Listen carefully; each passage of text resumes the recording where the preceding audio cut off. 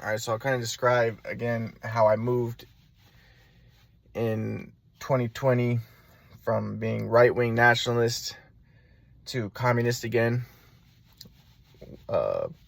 anti-white. So again, my grandpa kind of confused me because at times I couldn't tell if, everything seemed right-wing and pro-white, but there was times when I was like, well, maybe you're left-wing communist. Like, I couldn't tell. Like, one of the examples would be, I asked my grandpa what he thought about gay marriage.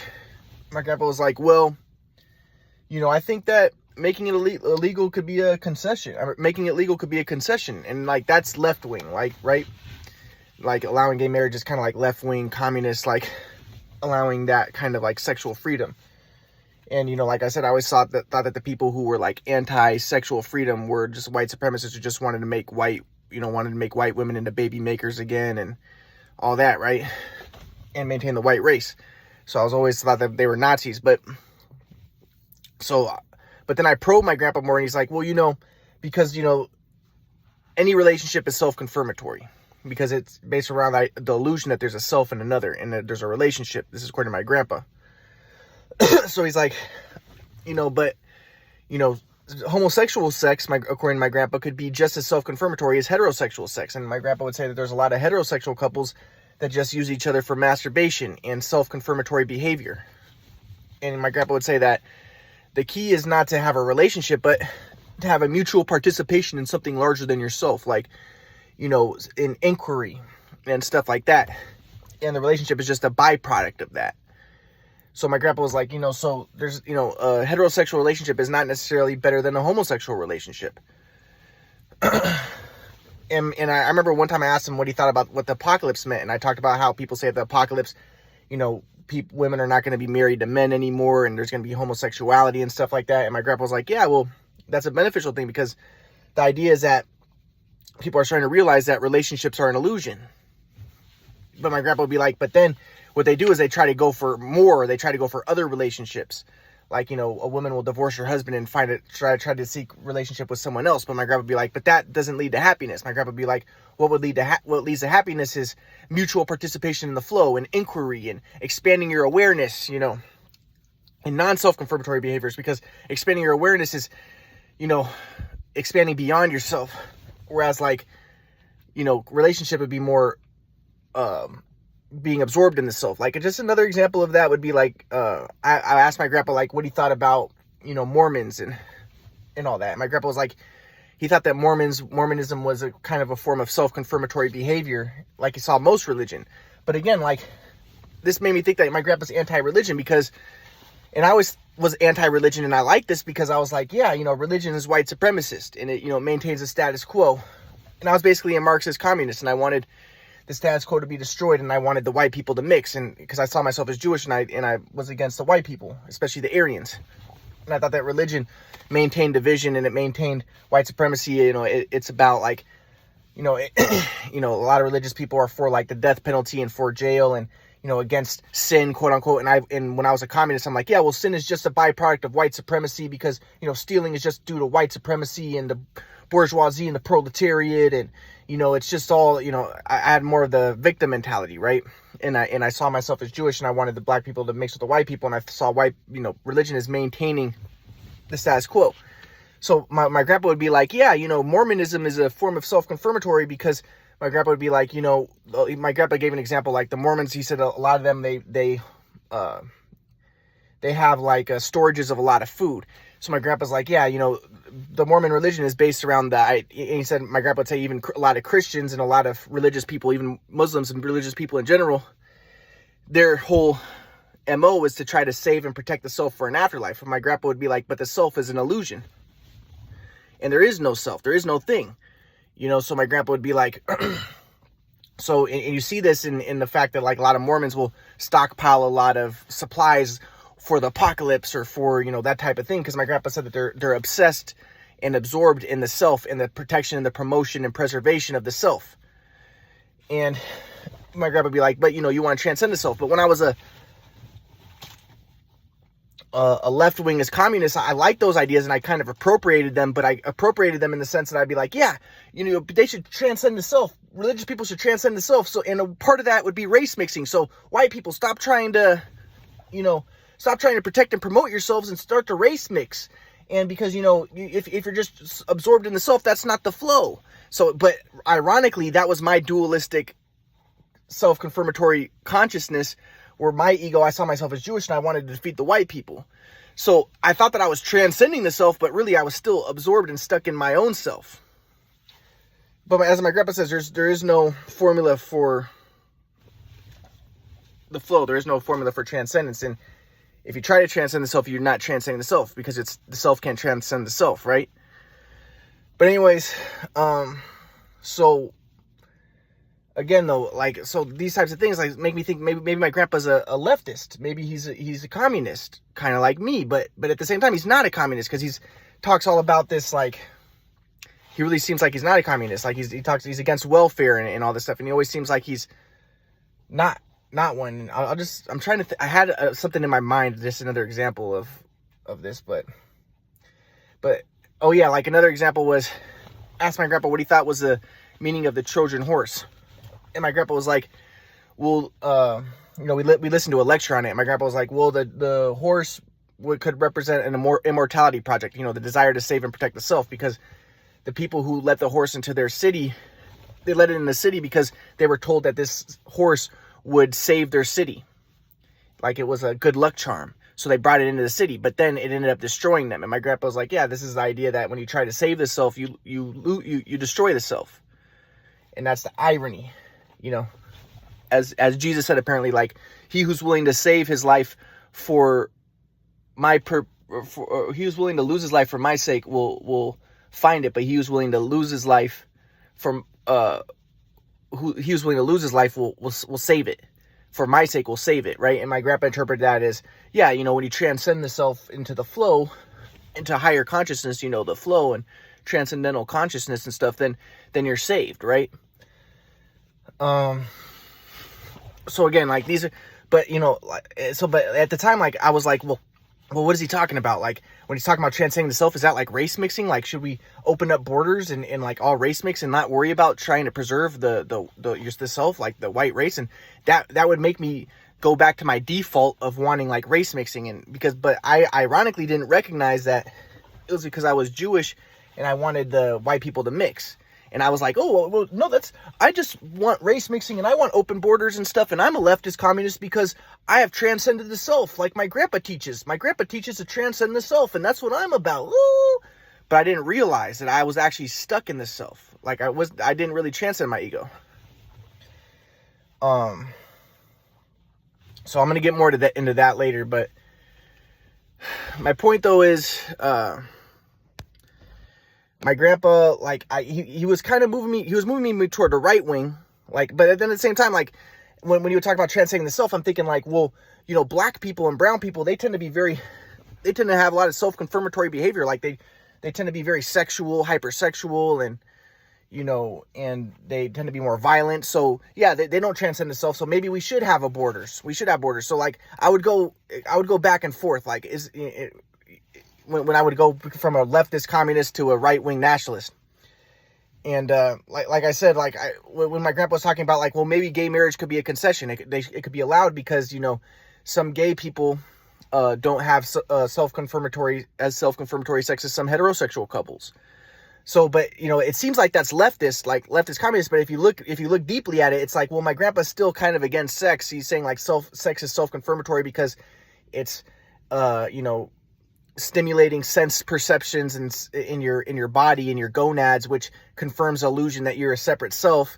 And it's I always saw the people who were against sex, the religious people, against sexual promiscuity as white supremacist nationalists and religious, right wingers. And technically my grandpa was still kind of like that. But again, my grandpa, it was more complex because my grandpa would be but there's no formula for the flow. Somebody could be rigid and he could still be stuck in the self. And rigid and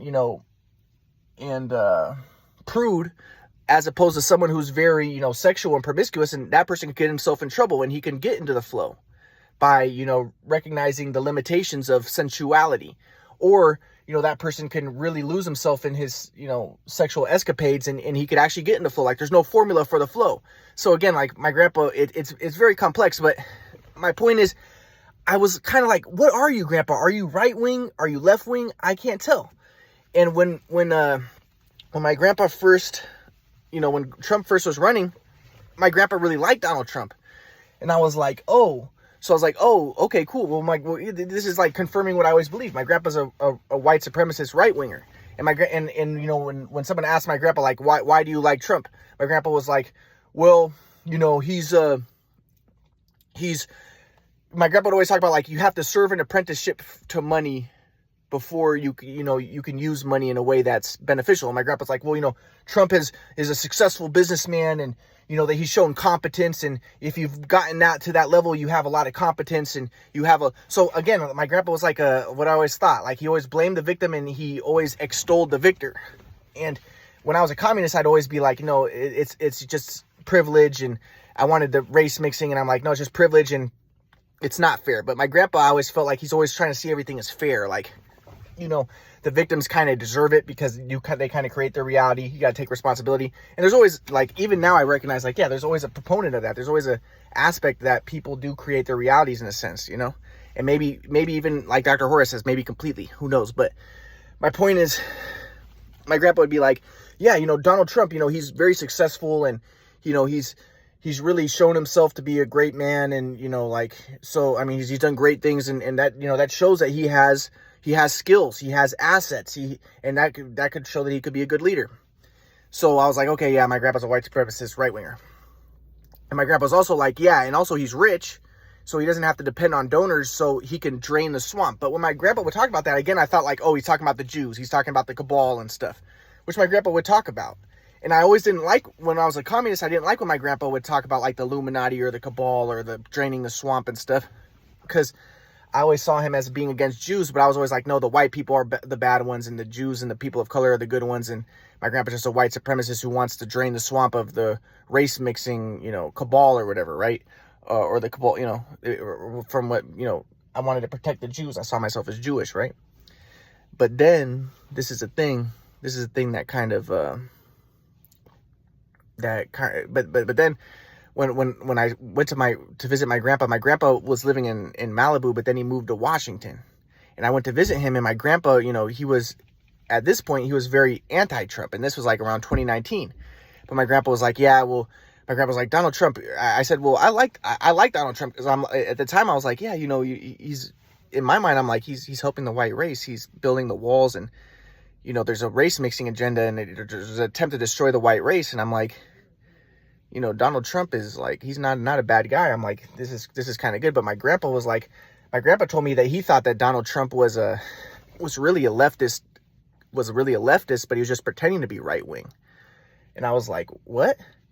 So I was like, huh? So still I was thinking, like, maybe my grandpa's a right winger, but he just sees Donald Trump as leftist. But my grandpa was just saying, Donald Trump is, he acts like a child. He acts very childish and immature, and he exhibits dualistic software, ally-enemy software, which is self-confirmatory. And so my grandpa wasn't a fan of Donald Trump. But at that time, remember, this was like 2019, I had become a right-winger nationalist, kind of white supremacist. So I kind of liked Trump, and my uncle liked Trump, and my uncle told me that he thought that my grandpa had sold out to the cabal, to the globalists. And my grandpa started watching like CNN, and he was watching like Stephen Colbert and be like, oh, like, I love Stephen Colbert. And then like, I remember, like, yeah, so I was confused. I was like, wait, is my grandpa a leftist? But my grandpa's never a leftist. He's always like, but I was confused. But my grandpa was like, well, I think that Donald Trump is really himself a leftist, but he's just pretending to be a right winger. So I was confused, and I was like, I'd become a right winger nationalist, but then I'm like, what is my grandpa? I can't really tell. Is he leftist? I still think he's a right winger. It's very clear he's a right winger, but at the same time, I'm confused. Like, I'm just like, what is this? What is this guy? And then what's some other stuff that happened? So then when I went to visit my grandpa in Washington, my grandpa was like, Ryan, you can stay with me, but if you stay with me, you're gonna have to get a job.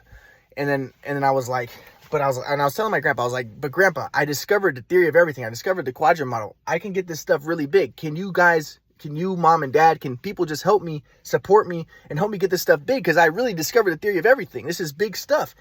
And my grandpa's like, no, there's no evidence for that. my grandpa never believed it. My grandpa thought that everything is energy, and my grandpa talked about, like, he didn't understand the world of forms or Plato's ideas, or he didn't understand the quadrant model. He said it doesn't make sense to him.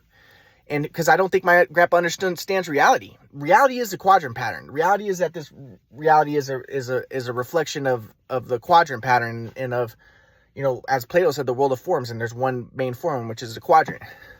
That's what I discovered.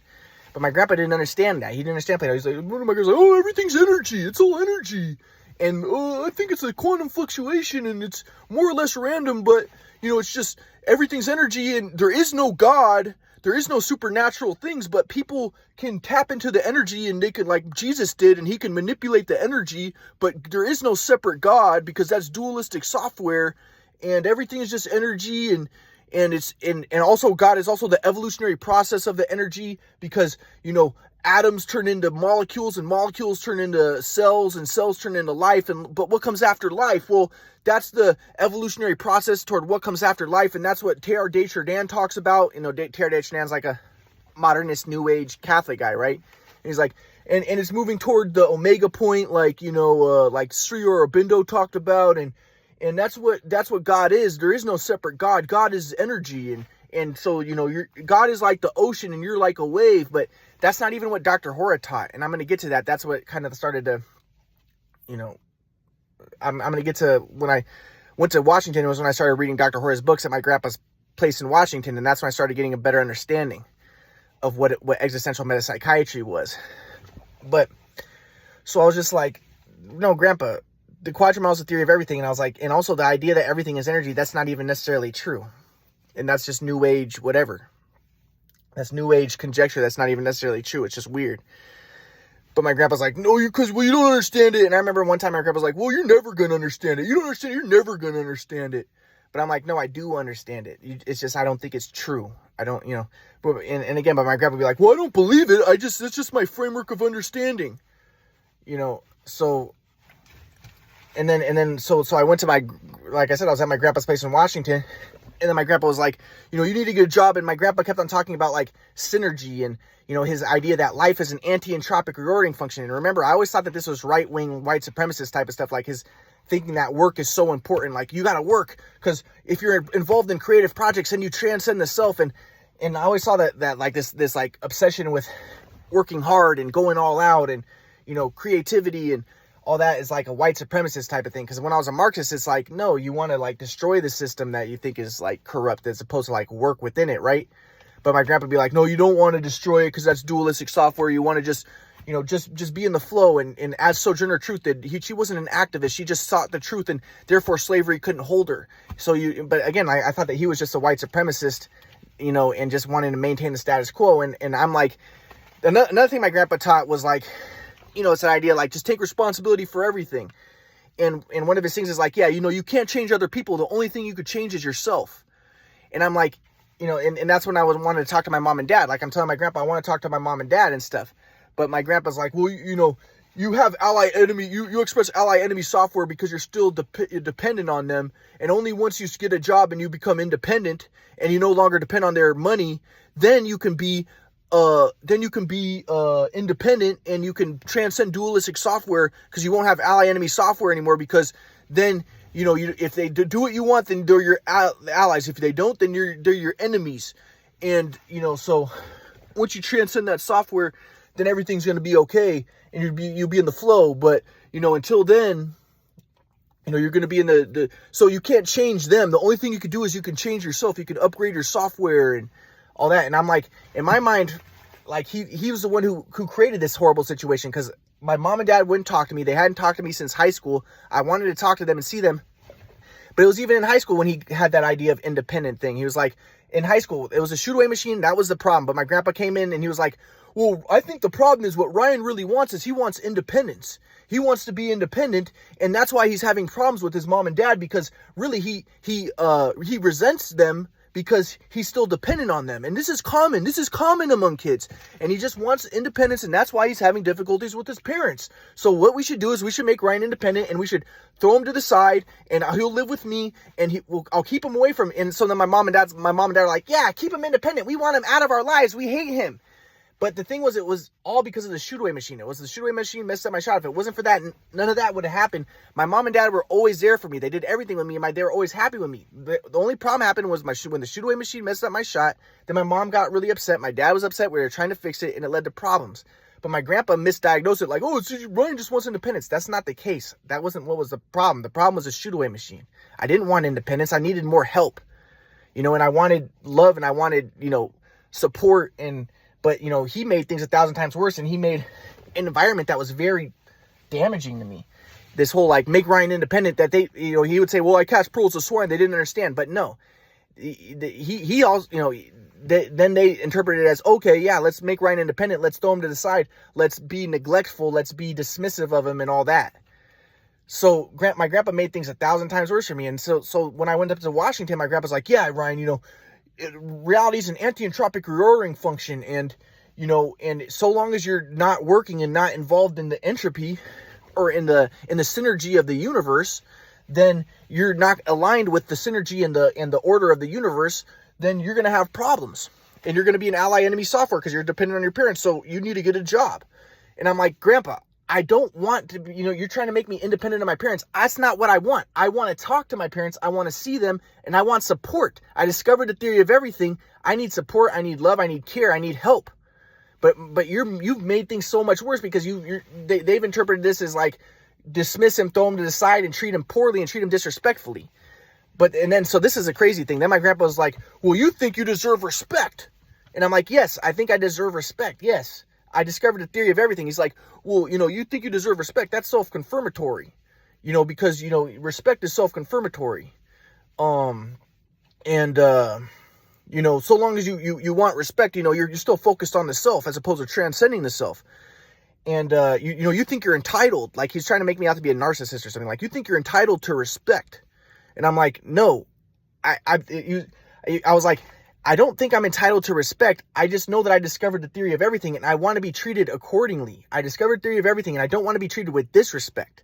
If you guys can treat me with respect, that would be very great. He's like, you don't deserve respect. People, and again, I thought that this was like a right wing type of thing. But again, at this point, I was a right winger. I was a white supremacist right winger. So in my mind, I'm like, Grandpa, I'm not one of those like black people or brown people or poor people who's like taking advantage of the system.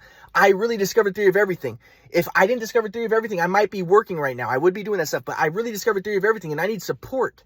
I'm not trying to I'm not just sitting around and being lazy. I am working, Grandpa. I am studying nonstop. I am doing this stuff.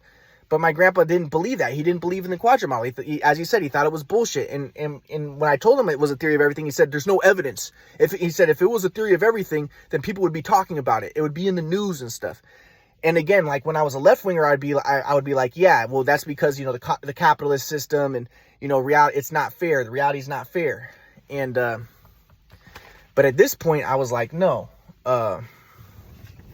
it's not that, it's just that, it's not that things are not fair. It's just that, listen, I discovered theory of everything and I need some help. And if you guys can help me, it's just a matter of time before this gets big, so this was the case at that time. But my grandpa was like, you need to get a job. And then so it led to some conflict, and I'll get to that in a minute.